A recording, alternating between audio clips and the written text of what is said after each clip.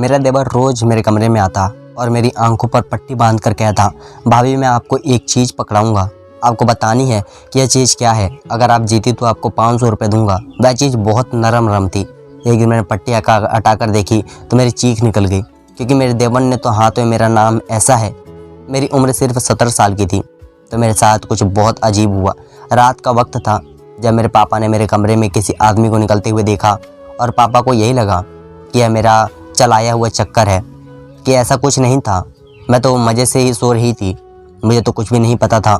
वह तो हमारे घर में चोरी करने के लिए आया था, लेकिन उसके साथ पता नहीं था कि कौन सी चीज़ कहाँ पर है, इसलिए सभी कमरों में जा रहा था।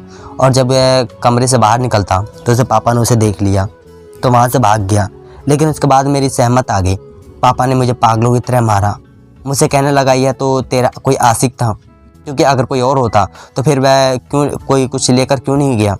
पापा ने मुझे खूब मारा और अगले ही दिन मेरी शादी का फैसला कर दिया। मेरी माँ ने कहा कि क्यों बगैर जानकारी के बच्चे के पीछे पड़ गए हो, अभी इसकी उम्र क्या है।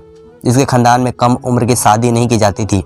लेकिन मेरे पापा का कहना था कि मैं बहुत खुद अपनी आंखों से उसी आदमी को उसके कमरे से निकलते हुए देखा है। अपनी और कुछ नहीं सोचूंगा, मैं गलत इंसान नहीं हूँ, बल्कि इससे पहले कि यह कोई गुल खिला दे, वह आदमी इसके कमरे में था।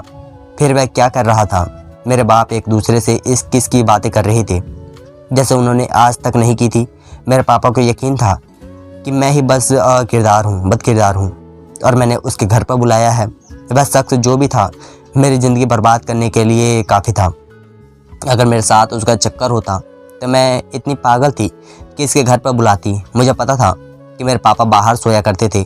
अगर मेरे किसी के साथ चक्कर होता तो मैं क्या इसकी बेवकूफ़ी होती। मेरे पापा ने ज़्यादा सोचा नहीं, जल्दी में जो भी रिश्ता उन्होंने मेरे शादी कर दी। उसे घर में मेरा एक पति, एक देवर और एक सास का छोटी सी नंद थी। यह लोग हमारे से काफ़ी गरीब थे और अनपढ़ जाहिल के मिसाल के थे। उनकी जहनियत पहले ही मुझ पर पड़ गई। लेकिन एक उनके मोहल्ले के घर के सामने रहती थी, जो मेरी दोस्त थी। उन्होंने कहा कि यह तो बड़े अजीब से लोग हैं। उनके घर में तो हर टाइम गाने बजाने की आवाज़ आती रहती है, और किसी के मोहल्ले में शादी होती है तो भी तुम्हारी होने वाली से शादी से चलती रहती है, और अजीब से बेहुदा कपड़े पहनकर डांस करती है। उसे किसी की परवाह नहीं होती। बेटे को माँ की फ़िक्र नहीं है, माँ को बेटे की फ़िक्र नहीं है, और उनकी बहन ने तो सारे मोहल्ले में फंसा रखवा रखा है। तुम ऐसे गंदे लोगों से जोगी तुम्हारी ज़िंदगी बर्बाद हो जाएगी। मैंने कहा कि मैं क्या कर सकती हूँ, ज़िंदगी में तो पहले ही बर्बाद हो गई है। मेरे बाप ने मुझे जानवरों की तरह मारा। वह मेरी शादी करवाना चाहते हैं। घर में कोई बात नहीं हुई, मेरी माँ ने बेबस हो गई और मेरी शादी करवा दी। उनका नाम जैन था। मेरा पति का मेरे साथ रवैया ठीक था। हम लोगों ने कहा कि सादगी से निकाह कराना है। वह लोग भी मान गए, क्योंकि वह भी खर्चा नहीं करना चाहते थे। इसलिए ऐसे ही निकाह हो गया। ख़ानदान में कोई रस्म नहीं की गई। मैं 3 भाइयों की इकलौती बहन थी, लेकिन मेरी शादी इस तरह हुई थी कि जैसे मेरी किसी के मैयत है। मेरे लिए मैं जान नहीं सकती थी, लेकिन मेरी शादी करवा दी गई। जब मैं अपने कमरे में बैठी अपने पति का इंतज़ार कर रही थी तो वहाँ पर कुछ बहुत अजीब हुआ। मेरे पति की जगह मेरा देवर कमरे में आ गया और मैंने कहा कि तुम यहाँ पर क्या कर रहे हो। उसने कहा कि फ़िक्र ना करें, आपकी शादी मेरे भाई के साथ हुई है, तो मैं इस कमरे में सोने के लिए आया हूँ। मैं हैरान रह गई, इसका यहाँ पर क्या काम है। मैंने कहा कि किस किस्म की बातें कर रहे हो, तो वह हंसने लगा और उसने कहा कि मैं मजाक कर रहा हूँ। मैं यहाँ पर सोने के लिए क्यों आऊँगा, मुझे तो ऐसी कोई चीज़ देखने का शौक़ भी नहीं है। मैं हैरान थी, यह लड़का किस किस्म की बेफिजूल बातें कर रहा था। जैसे मैंने आपको यह बताना था कि भाई अपने दोस्त के साथ बैठे हैं तो सो जाओ, अगर नहीं सोना है तो मैं 2 घंटे आपके साथ बैठ जाता हूँ, हंसी मजाक कर लेंगे। मैंने कहा मुझे नींद नहीं आ रही है, जबकि मुझे बिल्कुल भी नींद नहीं आ रही थी। लेकिन मैं झूठ बोला था, क्योंकि मैं नहीं चाहती थी कि इस कमरे में वह 2 घंटे मेरे साथ बैठे। उनका यहाँ काम था, उसके साथ कि वह 2 घंटे बात कर लेना, मुझे आपसे बहुत सारी बातें करनी है, बहुत अच्छा होता है। मेरे दिल में एक भाई था। हमारा और भाभी का रिश्ता बहुत अच्छा होता है। मेरे दिल में सोचा कि भाभी और देवर का रिश्ता आज और पानी का रिश्ता होता है। लेकिन इस बेवकूफ़ी को मैं क्या समझाऊं। मैंने कहा मुझे नींद आ रही है और मेरे सोने की एक्टिंग की, वहाँ से चला गया। और मैं सुख का सांस लिया। और मैंने कहा कि मेरी दोस्त यह कह रही थी, उन लोगों को किसी का भी लिहाज नहीं था। यह बात करने के लिए मेरी नंद भी तो आ सकती थी। मेरा पति 2 घंटे बाद आया। मुझे नींद कहाँ आ सकती थी। वह कमरे में आया, लेकिन मेरा पति घर बैठा था। लेकिन उससे मतलब मेरा यही था कि जैसा होना चाहिए था वैसा ही था। शुक्र है कि उसने कोई बात नहीं की। बाकी मैं उसकी बीवी थी, उसकी मुझसे मोहब्बत की शादी नहीं थी कि मेरे इस हवाले से लिहाज करता हूँ, और उसने लिहाज किया भी नहीं। और मेरी ज़िंदगी की शुरुआत वैसे ही हुई थी जैसे ज़्यादातर लड़कियों की ज़िंदगी की शुरुआत होती है। उस घर में वाकई बहुत बेशर्मी थी। नमाज वगैरह तो बहुत पढ़ा जाता था और कपड़े भी बहुत अजीब तरीके से पहनते थे। मेरी नंद भी अजीब और गरीब किसान के कपड़े पहनकर बिना आहिस्ता से कपड़े पहनती थी और सुबह सुबह मोहल्ले में निकल जाती थी कि अपनी सहेली के घर जा रही हूँ, और मेरे सर पर सारे घर का काम डाल दिए जाती थी। और मेरी सास या तो पूरा दिन बैठकर ड्रामा देखती रहती थी या फिर रुमाली नमन पढ़ती रहती। उसकी उम्र थी यह सब कुछ करने की। नमाज पढ़ती तो कोई सर पर दुपट्टा नहीं करता था। अगर टीवी लगा होता तो कोई टीवी की आवाज़ हल्की नहीं करता था। एक दिन मेरे देवर मेरे पास आया और उन्होंने कहा कि आप आंखें बंद करें, मैं आपको एक चीज़ पकड़ाऊँगा। आपको बताना है कि यह चीज़ क्या है। अगर आपने सही कहा तो मैं आपको 500 रुपये दूँगा। मैंने कहा कि मुझे इस तरह की कोई गेम खेलने की ज़रूरत नहीं है, और उसे वहाँ से भगा दिया। लेकिन फिर मेरे पति ने मुझे चर्चा देने से इनकार कर दिया और उसने कहा कि मैं खुद चर्चा वगैरह नहीं दे सकता, तुम्हें जो चीज़ चाहिए होगी वह घर में मिल जाएगी। खाना वगैरह घर में बनता है, टीवी सारे एक साथ बैठकर देखते हैं, इसलिए मोबाइल रखने की ज़रूरत नहीं है। बाकी अभी तुम्हारे सारे कपड़े हम लोगों ने नए बने हैं, जब कपड़े ख़राब होंगे तो मिल जाएंगे। यही बात मैडम के कपड़ों की 2 सूट बना देती है, तुम्हारी भी बना देगी। उनको उनकी पसंद बता देना। मुझे अपने यह बात ठीक लगी, लेकिन पति का भी तो बीवी को खर्च ना देना कोई अच्छी बात नहीं थी। यह उनका परिचय और उनके पहले ही इस पर हाथ धो लिया था, जबकि यह फ़र्ज़ तो उसे सारी ज़िंदगी निभाना था। यह कोई अच्छी बात नहीं थी। मुझे तो रोकना चाहिए था, काबू में रखना चाहिए था। उनकी बीवी थी, मुझे उसे अपने काबू में रखना चाहिए था, लेकिन मुझे यह नहीं होगा, और मैं खामोश हो गई। उसके बाद जब मेरा देवर दोबारा मेरे पास आया तो मैंने कहा कि 500 कमाने का मौका क्यों छोड़ा। मैंने कहा कि बताओ क्या करना है। वैसे भी उसका दिमाग बच्चों वाला था, यह ज़रूर मुझे कोई बच्चों वाली गेम खिलाने वाला था। उसने कहा कि मैं आपकी आंखों पर पट्टी बांध दूंगा और आपके हाथ में एक चीज़ दबा दूंगा। आपको मुझे बताना है कि वह चीज़ क्या है। मैंने कहा कि अच्छा ठीक है। उसने मेरी आंखों पर पट्टी बांध दी और मुझे कहा कि हाथ आगे करो। उसने कहा कि भाभी अगर आप बता ना पाए तो आपको फिर मुझे पैसे देने पड़ेंगे।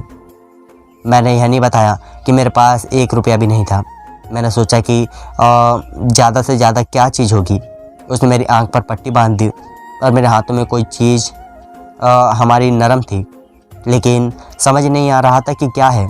वह मुझे बार बार पूछ रहा था कि बताओ ये क्या है। नहीं, पट्टी वहाँ कुछ नहीं था। मैंने कहा कि क्या था।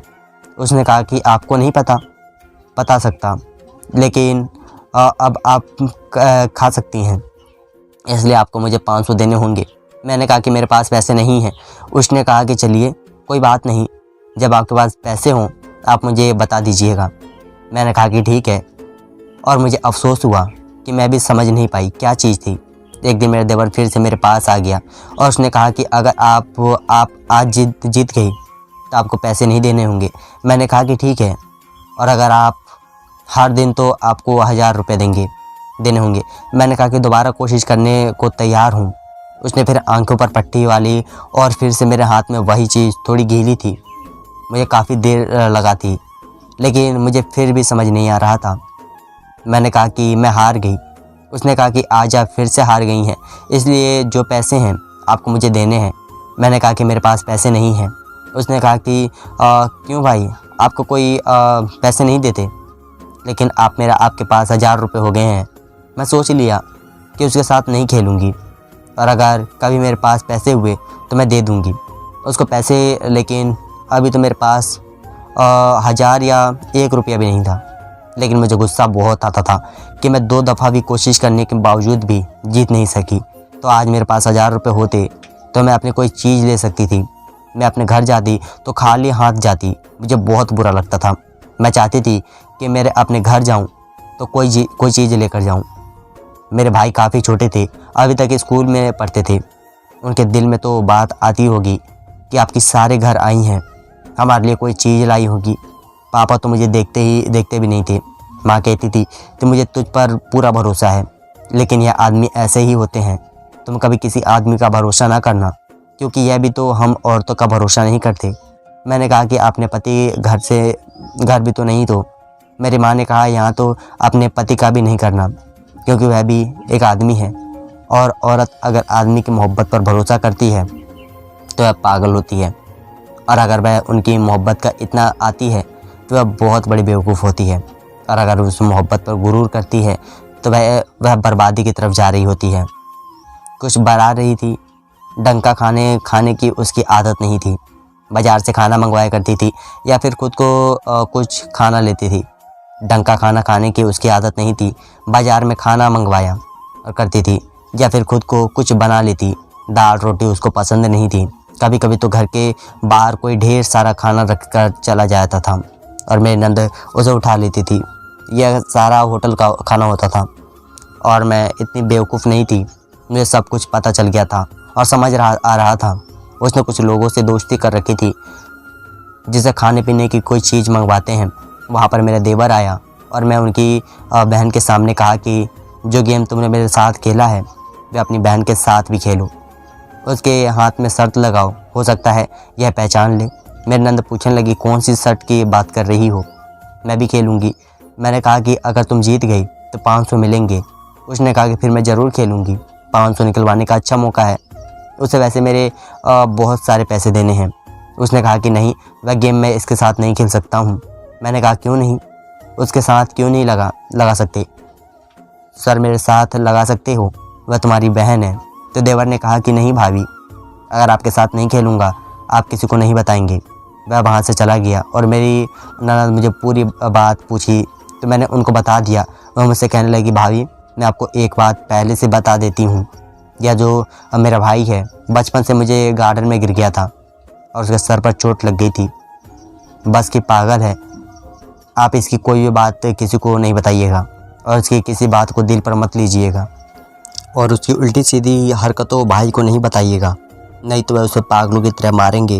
वह पहले भी उसको मारते रहते थे। जब यह कोई हरकत करता तो मुझे लगा कि यह मजाक कर रही है। उसका भाई गड्ढे में गिर गया था, क्योंकि भाई बहन में यह सब बहुत होता है। वह एक दूसरे से एक तरह की बातें करते रहते हैं।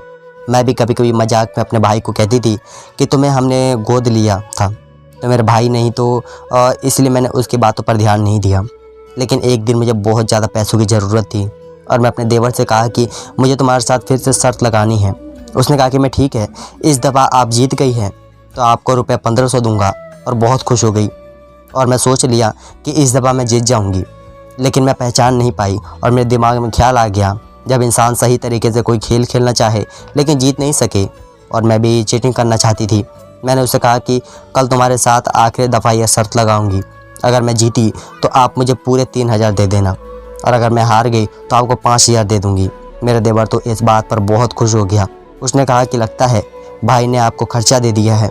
मैंने कहा कि हाँ, तुम्हारे भाई ने मुझे खर्चा देना शुरू कर दिया है, मेरे पास बहुत पैसे हैं।